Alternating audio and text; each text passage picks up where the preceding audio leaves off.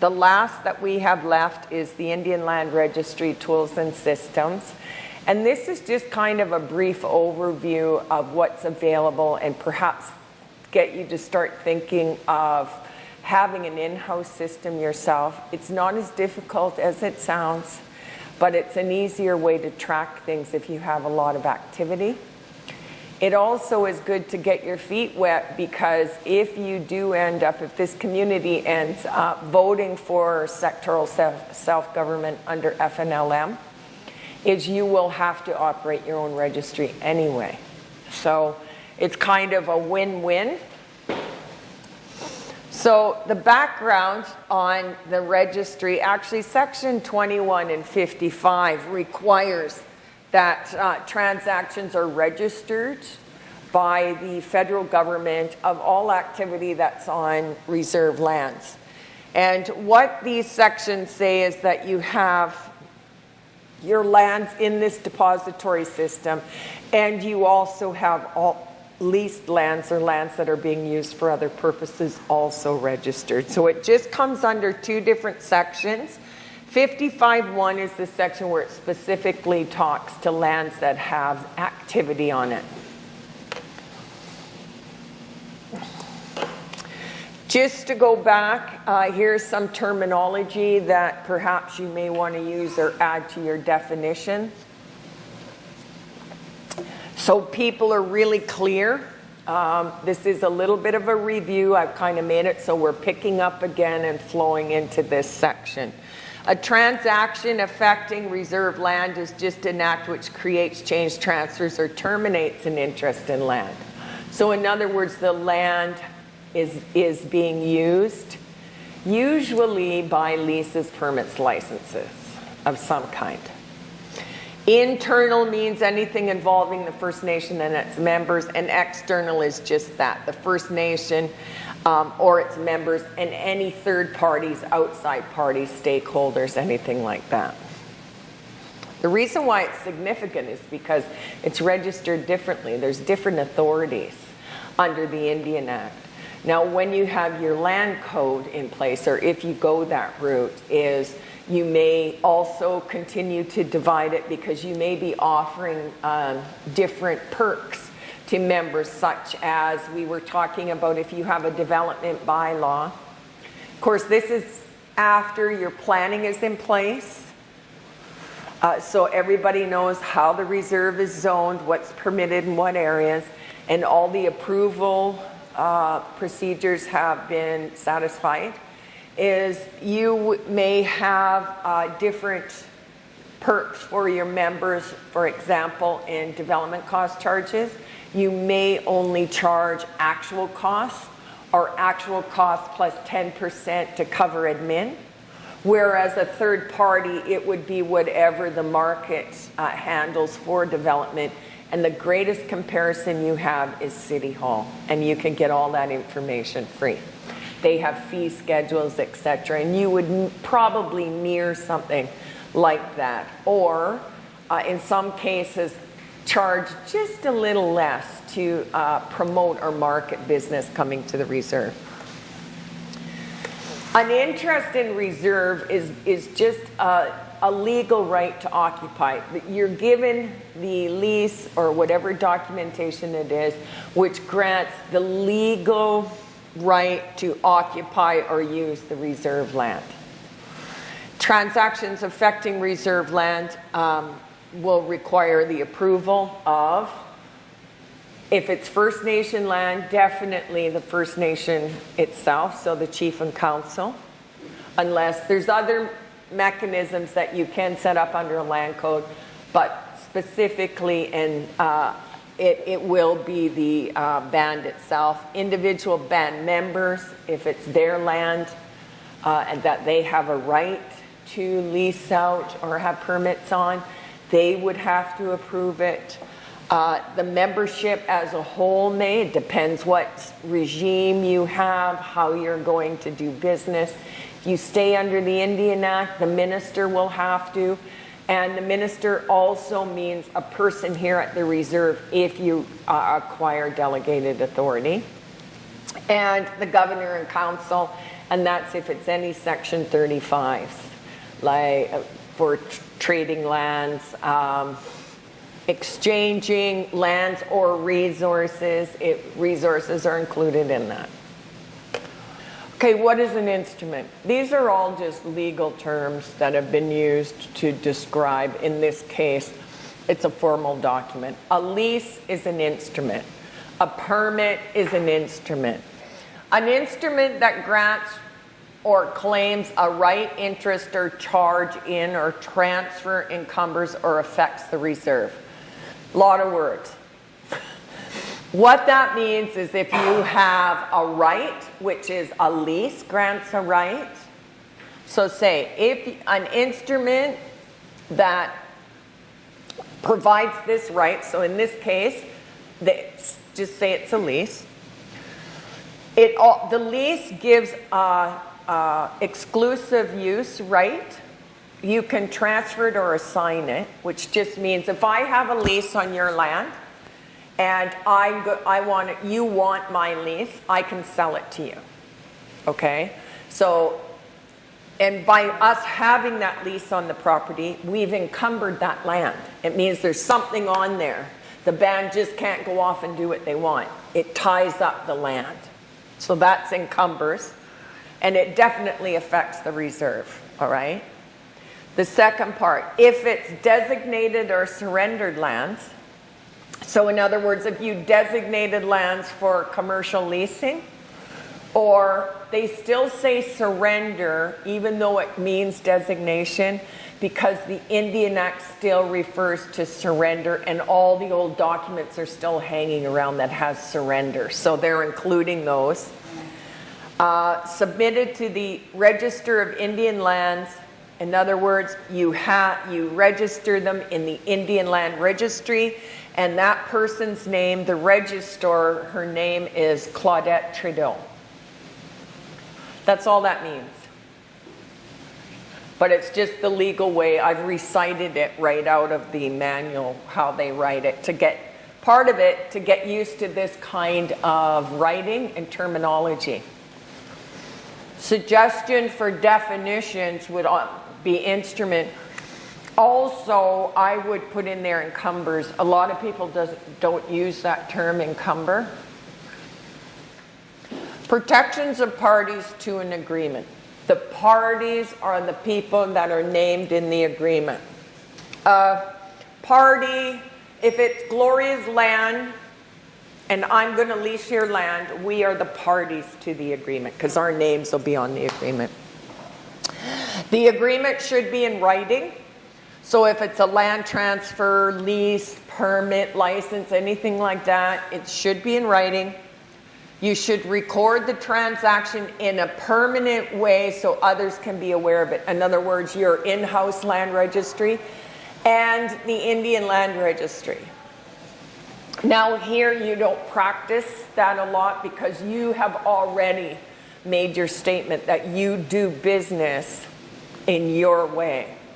But the documents are still being registered when there's permanent, like the Pedway, that's a permit on there, a 28-2 permit by the Park Royal Clause. So that's registered. Some of these other things, whether you register it in Indian Affairs Land Registry Office or you do it here, but there'd be some kind of registry process. Benefits. It helps to avoid conflict over the same parcels of land. I lease a piece of land here 20 years from now. None of us are around anymore. Somebody may try to lease it again if you don't have a record for it. So that's why. Pretty obvious reason. And also to maintain control and regulate. Will establish whose agreement came first. So you may have a lease, but perhaps prior to the lease, a permit was on there for utilities. So the utilities are have first right to whatever their document says, and everyone else would go sequentially after that. Basic requirements. have a written document. I can't say it enough. I mean, it's really nice to have a handshake, but it doesn't protect you. Always have it written down. Doesn't have to be real formal. They're pretty straightforward. It's done for you also, is just do that. And then everybody knows. A standard of quality in the recording process itself is a basic requirement. In other words, you have to record it somewhere. So first of all, 2 basic things. Have it in writing and make sure you have some kind of registry, something where everybody will know what's going on. The Indian Land Registry performs many tasks. One, they examine, register, and maintain documents. So what happens now, even with delegated authority, say, so you do everything here. All the documents are checked here. You examine them. There's 6 main things you need in the document. The rest is the structure of the document. And how you control that is you provide the document, the lease you want, the permit you want, your format. You don't just let the lawyers go off and do what they want. Because your pro forma or your example-based document has already been pre-approved by your council, if you're under the Indian Act, by Indian Affairs. And they use your documents, not some hairy-fairy thing they may come up with. So you would, in that case, examine, register, and maintain the documents. Maintain originals and the official legal record for all documents relating to any legal interest. So you maintain your registry to ensure you have the maps. Whatever the legal survey is, there should be a copy in a lot file. So in other words, if you have the gas station, say, there should be a lot file, filed by lot number and plan. The lease should be in there, or whatever instrument you're using, and any other originals, such as if they mortgage the leasehold interest, if there's name changes, if they assign it to someone else. All these things should be in there. Respond to user inquiries by searching for and releasing information. This is the big thing. They're like property title searches. That's what you're doing. And you can run them yourself with your own registry, or you run them through the Indian Land Registry because you get access to it. I've worked in the Indian Land Registry since its inception, when it was automated so that you could do it online. It isn't that long. It only came online probably in 91. Get a password, get on there. Start looking at it. Jennifer, I suggested too, maybe have 2 people trained. Get on there and start playing with it so you know what you're doing. And when you're on there, you'll see there's pending files. You can put notes in there. Your parcels will come up if they've legally been surveyed. You can record any transactions you want to do. That way, you are actually becoming so familiar with the lands that you've got here that pretty soon you're not going to say, oh, that's Gloria's place. You're going to be saying, oh, that's lot such and such, you know? And to kind of manage it, it has to kind of go that way. And the other thing you learn when you first start is how many permits have been on here are old stuff that people don't even know of. So once you record everything, you've got it on there. There's going to be times when you're going to have to search information, especially when you start getting into leaseholders that now are going to assign their lease to someone else. So then you're going to have to do a search on that property to see what's there. Or maybe the leaseholder or one of your business people come in and they say, we want to expand. You're going to have to see, do they have the power capacity? Do they need extra services? What is on there? And you're going to find all that on the registry. Then, of course, you have to do things like make sure you provide copies to appropriate people. Bottom line is you always have originals. You accept nothing less. because you are the registry office, whether you're under the Indian Act or whatever, and that's the opinion in both First Nations that I worked at as an employee. That was the position both of them took. It's our land. We are the official record keepers, so we don't care. We'll maintain, of course, what the Indian Land Registry has. But like I said, they would call us at times to say, hey, is this going on? Or what's this on the registry? Because they know we've probably encountered it before. And we'll make notes on ours when we find things out. Or historically, if it belonged to a family, or they had some use or occupancy right to it. They don't record that on their registry, but we do. So we systematically can go back by generation. So it's those types of things that are really important. You start with it by identifying everything by lot and parcel and plan, but it actually will develop into a historical database on land and how it's transacted. It also provides access and training for Indian Land Registry to the regional direct district and First Nation offices. There aren't a lot of district offices anymore. They actually don't even call them that. They call them sub-offices or something now. Like Thunder Bay has an office in Ontario, but so does Toronto. And in the old days, they called them district offices, but they collapsed district offices in about 1989, and they all went regional for most provinces. You operate computerized database of records, which again, that's their system, but please start your own. Now you can usually get a turnaround in about 48 hours on registrations, because you don't actually need the document back right away as long as it's on the title search that it's been registered. And if you make friends, you can get it done quicker. And I'll say that because we all get frustrated and we take it out on other people. And it's reciprocal. They're not angels either, they're people too. You can convert data into automated formats. In other words, you can collect data. Maybe you only want active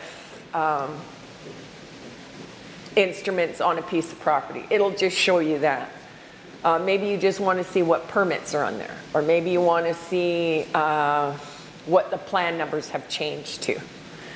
Because you'll find there's been lots of surveys being done, and I doubt you're any different out here than we were. There were surveys I never even heard of before that had been done. And that way too, then you can track where that information is, get copies of it, because as you're building this system, you're building your map system. You'll have it electronically, but I still say always have a copy. Also, what they do back there is they have to maintain and update the Indian Land Registry manual itself. That manual, I love the manual. It's a training in itself to help you identify the kinds of things you should be looking at when you're setting up your own system. And then you can add to it. This is the bare minimum. You add what you want on it. And I have an electronic copy of it if you'd like it. Now, some of the benefits, aside from statutory requirements, the benefit of maintaining the registry are you have a record of the transactions, you have a record of the uses on your reserve, you have a record of historical land descriptions for that property, you can track everything. You have history not just with the actual registered transactions, but also with family. And this is if you do it yourself. You see, you add different little in the remarks box. You can even put it on there. For instance, on their system, I would put very short things like, say it's lot 83, parcel 83952 CLSR. And in the remarks, I put formerly known as and put all the other ones in there. So in itself, then I'm adding to their system some of the research we've done, but in less detail. But even then, if they're training someone new coming in, I always thought, well, that's how mistakes will happen, because people never seem to get trained properly in Indian affairs. They're always understaffed and overworked. So this way, if someone is looking for something, it's less room for error, because I'm providing other information they can go back to and check. Of course, the history, also the legal rights of individuals, not meaning there's an instrument, but this whole custom, does your family have any entitlements? See, they used to have notices of entitlement. And all it meant is that you had, it's almost something like what we're talking about if you go to a communal system. You'd have, or your nation would have, some document that would say that you had a right to that property. Well, this is the same idea. And years ago, they used to call them notice of entitlement. So you'll see on the record that some people would have notice of entitlement. They never had a CP, but maybe they wanted to build a house, or maybe they wanted to put a crop in, or whatever activities that they were going to do, and the band council said yes, you could do it. Well, historically, when those were found, you'd have to get what they called a quit claim attached, and you'd have to go to all the heirs and get them to sign it. Quit claims still exist in regular law. However, they're not used as much in Canada. But in a lot of the older countries, established countries like Britain, places like that, they still have them. But what it meant then is all the heirs to the property are recognizing at one time their ancestor had some kind of right to that property, and now they're not going to exercise their right to try to take the property. And most people, it's never an issue, right? It just never becomes an issue. But what happens as you do this, you find all these funny little things and you start cleaning them up. So you're house cleaning. Now, to maintain the Indian Land Registry, there are requirements under the Indian Act. They're vague, those two sections, 22 and 55. So to examine, register, and maintain documents such as your leases, allotments, etc., and to provide services to the First Nations as well as regions. And I can't say this enough. They do it, however, I feel if you undertake your own registry in time, you'll end up like in my experiences where you have way more information that they do that's more relevant to you. INAC will not register unauthorized, or unauthorized means they won't register anything other than what they're permitted to transact within the terms of the Indian Act. This is why it's very important to run your own, because you have your own way of doing things, whether you're under the Indian Act or not. At least it's still a record. So you have custom allotments or land holdings, and that's at the pleasure of the band council, whether they grant it or not. And usually councils they don't unless there's some kind of plan in place, unless they are like the Blood Reserve where they have 423,000 acres, or Peguis, which has 500 and something thousand. I mean, and for me, I can't even get my head around it. You know, we got 400 acres. So, for most of us, though, you would have some kind of process to ensure that everybody's treated fairly before you even look at custom allotments. Leases and permits granted by the First Nation outside the terms of the Indian Act. So that means you may have the same kind of lease, the same permit, same documents, but you just choose to do it between the First Nation and the person directly, rather than the Crown, because remember, the Crown's the one that actually has title. So if you do it like Member 2 First Nation to Deborah Campbell, you can't register that in the Indian Land Registry. It's not accepted. But you would register it in your own registry. And then you have conditional assignments. under section 55.2. And that's very specific of different things you can assign to parcels of land. Now we've kind of gone over some of this, but to give you another idea, here's just a short list of some of the documents and instruments that are maintained in the Indian Land Registry. And you can maintain all these yourself here as well. All Crown documents, so that means leases, permits, assignments, transfers, etc., conveyed on an interest of land in a reserve that is accepted by the Crown. In other words, they'd be between the Crown and whomever. Okay, they'll register those. Internal transactions such as formal allotment BCRs under section 20. Transactions involving surrendered lands, which we now refer to more as designations. However, there's also transactions under absolute surrenders. You'll still, have the abstract, even if the reserve was sold in the 1700s, it will still be recorded. And if it isn't, then you have some work to do to make sure it's been recognized. The sales, exchanges, and transfers to the province. There's a lot of deals that have gone on with the provinces. You've probably encountered many of them yourselves. In West Bank, we made a huge deal with the province to put the Highway 97 in. And that's what boosted property values and put them off the map up there when the Coquihalla Highway went through. Because 97 connects to the Coquihalla. And to pull the Coquihalla. The Coquihalla goes from Vancouver all the way up to Kamloops, and then you go up that way. You turn off just at Merritt, which it's an hour to Kamloops or an hour to Kelowna, and you go on to 97C. And that was the connector through, and they call it the connector, to get into the Okanagan. And prior to that, it would take you almost twice as long to get there because you had to go through over the mountains. And this is